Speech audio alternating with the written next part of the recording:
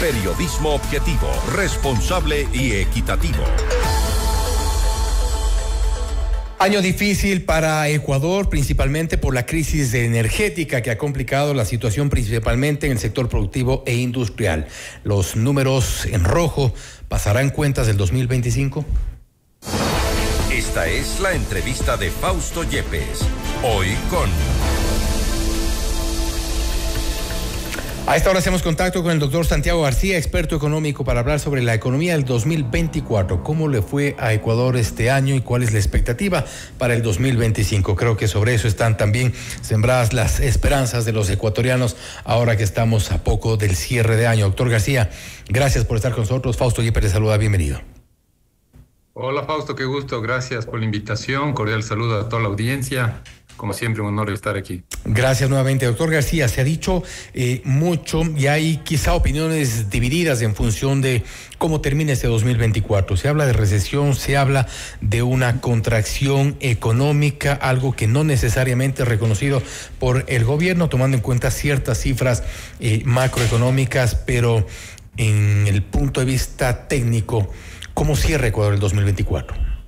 Bueno, me parece que ahí hay que ser un poco directo. Me parece que las circunstancias económicas, cómo se ha venido presentándose lo que se conoce como la dinámica económica, las principales variables económicas han sido hacia abajo. Y esto quiero decirlo, ya habíamos previsto que el año 2024, antes de del tema de inseguridad energética, todo el tema, lo que significa este racionamiento eléctrico, ya sabíamos o entendíamos que iba a ser un año económicamente difícil.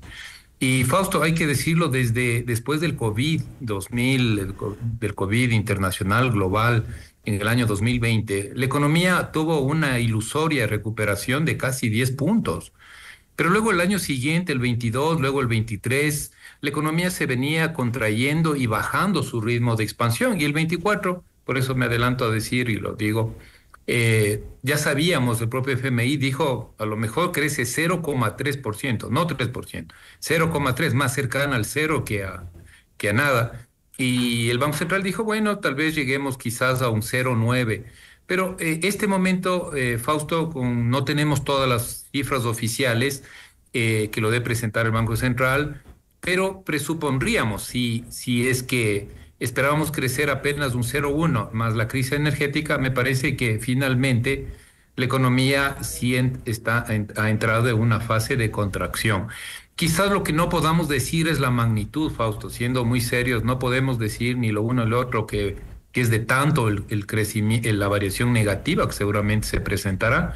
Se nos ha presentado los datos de ventas del SRI, son ciertas, de octubre, crecieron un 1% comparado con octubre del año anterior. Está bien, pero esto hay que medirlo adecuadamente. Si lo quiero mirar, son cifras nominales y le descuento la inflación acumulada de casi 2%. Entonces, igual muestran que la economía, yo diría eso, no está pues en una situación de crecimiento, sino desde el 2021, diría yo, en un ciclo bajo de caída económica. Ahora bien, y una de las principales preocupaciones es la crisis energética, de la cual no terminamos de ver una luz al final del túnel. Lamentablemente, la situación no ha variado en términos prácticos, es decir, en la práctica no tenemos nueva generación, no tenemos tampoco algo que nos garantice que el 2025 no habrá una crisis similar. Pero ¿qué ha influido durante este 2024 para que el gobierno maneje ciertas cifras? Por ejemplo, lo que usted mencionaba, que es verdad, acá también en nuestros estudios del director de Servicios Rentas Internas había hablado mucho sobre esta aparente recuperación tras el incremento de ventas de este último mes, lo cual es importante por un lado, pero ¿cómo hablamos de recesión, de contracción, un incremento de ventas? ¿Cuál es una visión real del panorama económico? Bueno, la recesión significa que la economía decrece, para que me entienda el público, los ciudadanos. Es como si tengo una empresa y durante 3 meses seguidos o 2 trimestres seguidos tengo ventas negativas. Eso es recesión. Nosotros ya tuvimos un periodo negativo el segundo trimestre del 2024. Eso está el dato del Banco Central. hubo un decrecimiento, una caída de menos 2,2%. No tenemos el dato del tercer trimestre y claro, no tenemos del último trimestre. Yo lo que creo, sinceramente, me parece que sí, la economía tiene la tendencia a la contracción.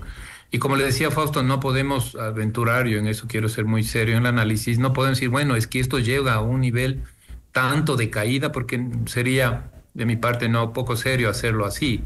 Pero queda en evidencia que la economía está contrayéndose y mi afirmación es que venía contrayéndose o en un proceso de contracción desde el 2021 y ahí sí ya pasa varios gobiernos. La pregunta finalmente debería ser, bueno, ¿y por qué? ¿Qué pasa? Ahora, sí se ha hablado, Fausto, y también hay que entender dos cosas. Uno, también este comportamiento, digamos, contractivo, también le ha pegado el tema de racionamiento eléctrico, porque se hablaba de 700 millones de dólares de pérdidas semanales. Eso en grandes números, aproximadamente en términos nominales, significa cerca de unos 5.000 millones de pérdidas del sector productivo por el racionamiento eléctrico. Entonces no podríamos esperar que digamos otra cosa, ¿no? Pero es que estamos en recuperación. Quizás podamos decir, bueno, pero no es tan grave la caída. Bueno, esa es otra cosa y podemos mencionarlo así. Entonces sí es un impacto muy, muy fuerte el tema del racionamiento eléctrico. Y yo lo que digo es que no es lo mismo para ya pensar en el 2025, seguir con racionamiento de 8 horas, 6 horas, 4 horas o 2 horas. Yo creo que hay que apuntar, más allá de los discursos políticos, ojalá fuese cero, pero si no es así, me parece que deberíamos garantizar de alguna manera, por ejemplo, la situación actual, que son 2, 3 horas en la madrugada, evitar estos cortes también a los sectores productivos, a las grandes empresas, que también es cierto, pueden tener estas grandes empresas, la gran minera, la gran acerera, posiblemente tienen posibilidades de autoabastecimiento, pero no es el mejor, digámoslo así, el mejor escenario. Por eso hay que esperar que el gobierno haga todo lo que tenga que hacer para finalizar el año, sobre todo con las inversiones. Si eso se garantiza, si la inversión en todo lo que es generación en tierra, que se llama la generación térmica, pues se consolida, si estos contratos con esa empresa estadounidense se hacen bien, se cierran, si la nueva barcaza llega. Algunos han dicho, pero es que es caro. Señores, lo más caro es no tener luz eléctrica para la vida de los ecuatorianos, así que hay que entrarle a la nueva barcaza, hay que garantizar estos nuevos generadores en tierra. Hay que, Toachi Pilatón nos han dado una buena noticia, que son 70 megas que entran ya en funcionamiento. Entonces, Fausto, eso es lo que hay que pedir al gobierno, en lo que le corresponde es que finalizando este año nos garanticen que todas esas inversiones y esos gastos que lo tienen que hacer, pues que se consoliden. No sacamos nada, se diga, mira, qué pena, se me cayó el contrato. Claro. Es eso lo que creo que me va a marcar la cancha del 2025. Pero y yo creo que es importante también tomar algunos de los elementos y quizá allí se ahonda un poco, no sé si el pesimismo, pero al menos el poco o escaso optimismo. Estamos frente a un problema de inseguridad durante todo este 2024. Además, se suman los apagones en las industrias, lo cual provoca también incluso problemas con la generación de empleo. Estamos en un proceso de transición, en un proceso preelectoral que complica también porque muchas decisiones lamentablemente son políticas y no necesariamente técnicas. Contratos mal hechos como los que hemos mencionado, de los cuales ya el Estado está trabajando en tratar de recuperar algo de esto o lograr llegar a buen término este tipo de contratos. Estamos frente a una tormenta perfecta como para cerrar este 2024 con todas estas complicaciones. Muy buena la inquietud. A ver, es que el país vive de sobresalto en sobresalto. Soy de los economistas que he criticado mucho el ciclo político extremadamente largo que estamos viviendo desde la muerte cruzada. Y Fausto, no quiero decir, no se debió hacer. No, yo no digo eso, sino que el ciudadano debe entender, debemos, ¿no es cierto?, de alguna manera hacernos la idea de que los costos políticos son altos en términos, o los golpes políticos son altos en términos de costos económicos. La muerte cruzada se hizo febrero, marzo, luego ya se eligió al presidente actual, que entró en funciones noviembre. La economía se paró, inversiones nacionales. el año 2023 llegaron, yo siempre digo, no nos alcanza ni para tomar el café, para un café, 300 millones de inversión extranjera. Parece que exagero, pero es que es nada.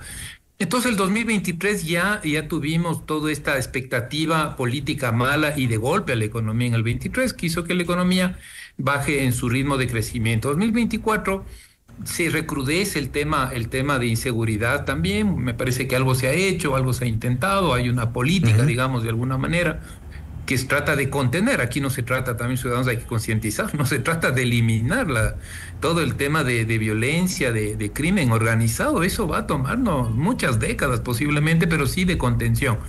Entonces, dicho eso, y hoy que entramos ya, y más o menos diciembre, y luego ya enero hasta el mes de abril, entraremos hasta la segunda vuelta, un ciclo político que continúa, como digo, lo estoy demostrando, casi nos está llevando 2 años, porque estoy hablando de la crisis de la muerte cruzada. Y allí el problema es que el problema de allí es que las autoridades todas son de una u otra forma son de transición. Entonces las decisiones no son de mediano o largo plazo, son decisiones de corto plazo. Correcto. Muchas veces con propósitos electorales no necesariamente técnicos o adecuados para la población.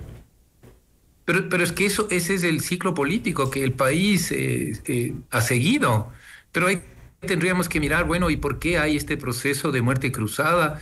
Creo que debemos sacar lecciones políticas también de eso. En los países europeos, cuando cae el primer ministro, digamos así, entonces son regímenes parlamentarios, luego hay una fuerza, una coalición que inmediatamente pone, ¿no es cierto?, a otro primer ministro en función de las fuerzas que tengan ese momento más poder. Pero acá, en cambio, hacemos eso y luego tenemos la misma dispersión política, el mismo conflicto político y no avanzamos. Entonces yo lo que quiero hacer mención, Fausto, con este pensamiento, son 2 años de crisis, de ciclo político, desde la muerte cruzada hasta cuando termine las nuevas elecciones, y eso pasa factura. Ahora, digamos que el 2025, de alguna manera, una vez que los ecuatorianos decidamos la opción que creamos la más conveniente, yo creo que ahí algunos puntos podrían jugar a nuestro favor. Y eso que quisiéramos oír en la campaña política, porque eso también hay que decir a los políticos, seamos más responsables. Es mucho tiempo, 2 años, para estar en esta, ¿no es cierto?, en esta cuestión. Pero política. ¿qué podría jugar a la economía? ¿Qué podría jugar a nuestro favor como ecuatorianos, independientemente de quién llegue al poder, independientemente de qué fuerza política sea la dominante, por ejemplo, en la Asamblea Nacional, que creo que es importante también en función de la gobernabilidad?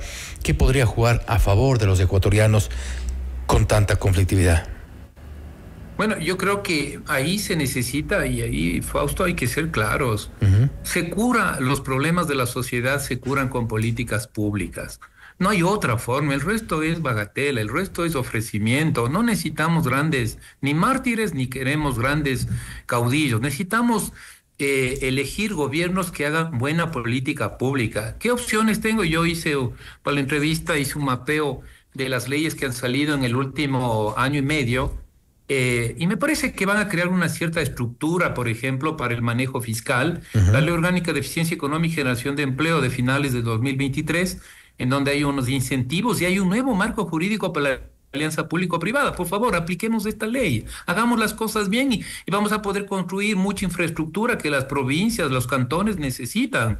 La segunda ley se llama Ley Orgánica para enfrentar el conflicto armado interno, la crisis social y económica, en donde se crean estos impuestos especiales, y se conversó acá en este programa también el tema de los nuevos impuestos o las contribuciones especiales de la banca, de las cooperativas, del sector empresarial. Se subió el IVA. A mí no me desagrada, Fausto, que los grandes países europeos, por ejemplo, tienen aranceles estacionarios. Cuando España tiene mucho plátano en verano, pues no nos dejan entrar el plátano, pero cuando hay invierno dice, venga, plátano ecuatoriano, te bajamos el arancel. A mí no me desagrada que por decreto ejecutivo podamos cambiar, modificar el IVA. Si hubiese recuperación económica, bueno, entonces no necesita una ley, necesita que el presidente, en base a estudios económicos, se pueda hacer ¿no es cierto?, un manejo de ese IVA que impacta. Y básicamente... Entonces, Fausto, yo lo veo así, no lo veo tan desprovisto. Si llega un gobierno serio o podemos usar estas propias estructuras legales que hemos ido creando, me parece que podríamos tener una oportunidad de ir ya olvidándonos de esta crisis y tratando de que la economía se recupere con política pública que estoy mencionando. Utilizando básicamente las herramientas legales, las herramientas normativas que están vigentes en nuestro país. Doctor García, nuevamente, gracias por haber estado con nosotros. Gracias por la invitación. Buenas tardes nuevamente. Doctor Santiago García, experto económico, hablando sobre la economía del 2024 en nuestro país. ¿Cómo le fue al Ecuador? Hay algunos cuestionamientos. Evidentemente, estamos frente a un proceso recesivo de contracción de la economía, con la esperanza, evidentemente, de que el 2025 se radique la decisión de las autoridades en políticas públicas en mejora de la economía. Esto es Notimundo Estelar, siempre bien informados. Usted está escuchando